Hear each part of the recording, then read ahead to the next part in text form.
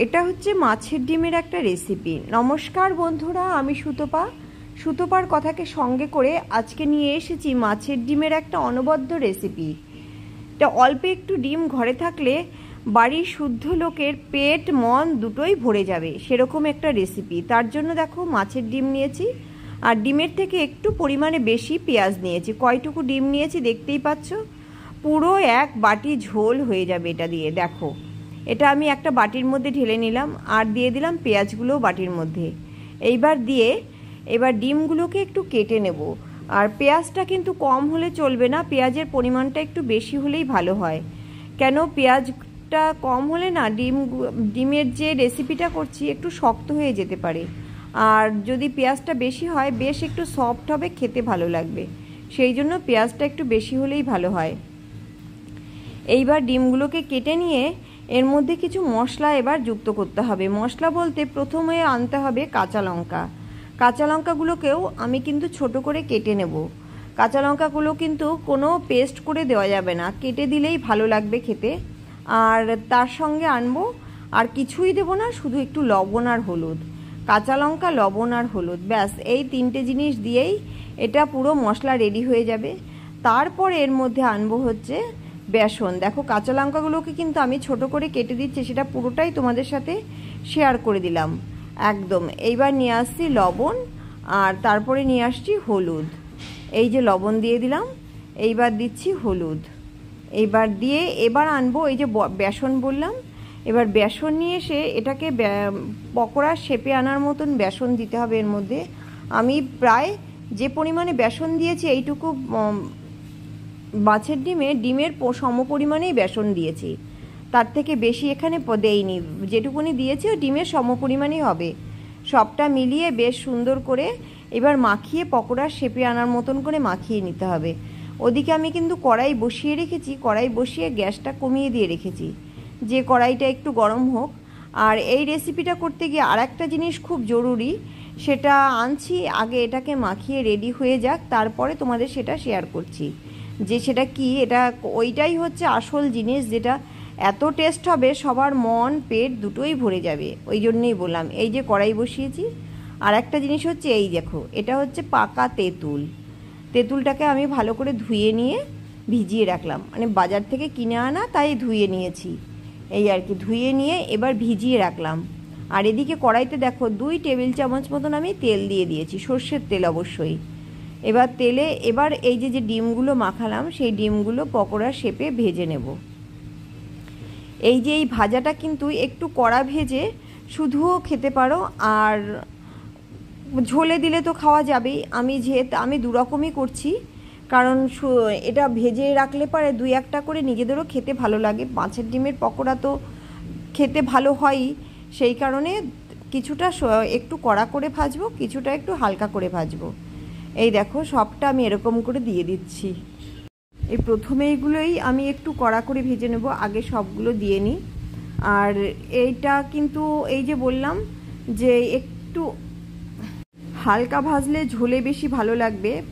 যে যদি পুরোটাই ঝোলে দিতে চাও তাহলে একটু হালকা করে ভাজবে। আমি প্রথম এই কটাই একটু কড়া ভাজবো, বাকি কটা হালকা ভাজবো, সবটাই তোমাদেরকে দেখিয়ে দিচ্ছি।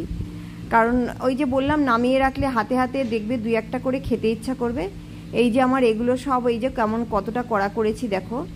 আর এই কটা নামিয়ে নেব। এ কটা মোটামুটি আমার হয়ে এসছে।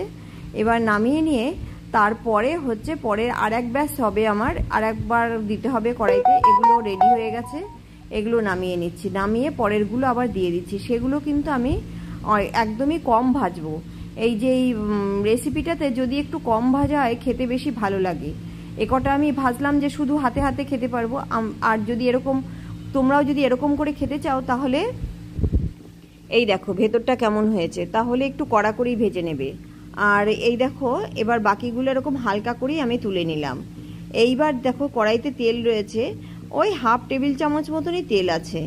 এবার এই তেলের মধ্যে দিয়ে দিচ্ছি 2টো শুকনো লঙ্কা, অবশ্যই শুকনো লঙ্কা দিতে হবে, তেজপাতা, আর দেব হচ্ছে একটু সর্ষে। এই হচ্ছে ফোড়নে দেব।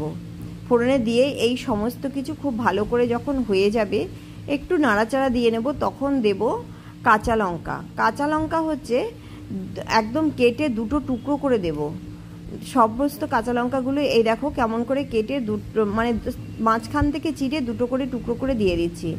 দিয়ে সব কিছু একটু নাড়াচাড়া দিয়ে একটু ভাজা ভাজা করতে হবে। ওই যেই 60% 50 থেকে 60% হবে উপর থেকে পকোড়াগুলো দিয়ে দিলাম। দিয়ে ওটা আমি গ্যাস কমিয়ে রেখে এইবার ওই যে তেঁতুলটা ভিজিয়ে রেখেছি সেই তেঁতুলটা জলের মধ্যে দিয়ে একটু হাত দিয়ে চটকে কাই বের করে নেওয়ার চেষ্টা করলাম। আর এর মধ্যে দিয়ে দিলাম হাফ টেবিল চামচ মতন বেসন।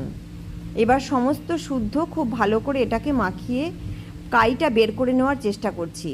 এই দেখো তেঁতুলের কিন্তু আমি এই বাকি এই কিছুই দেব না, পুরো কাইটাই শুধু আমি দেব। এই কাইটাতে এত টেস্ট আনবে সেটা কি বলবো, অনবদ্য। এবার কাইটা বের করে বাকিটা যতটা ঝোল লাগবে ততটা জল দিয়ে আমি এটাকে পুরো তেঁতুলের এইগুলোকে ধুয়ে নিচ্ছি। ছেঁকে নিলাম কিন্তু সবটা, সেটা তোমরা বোধহয় খেয়াল করেছো। আমি ওগুলো কিন্তু কিচ্ছু দেইনি, একদম পরিষ্কার কাইটা ছেঁকে নিয়ে দিয়ে দিচ্ছি।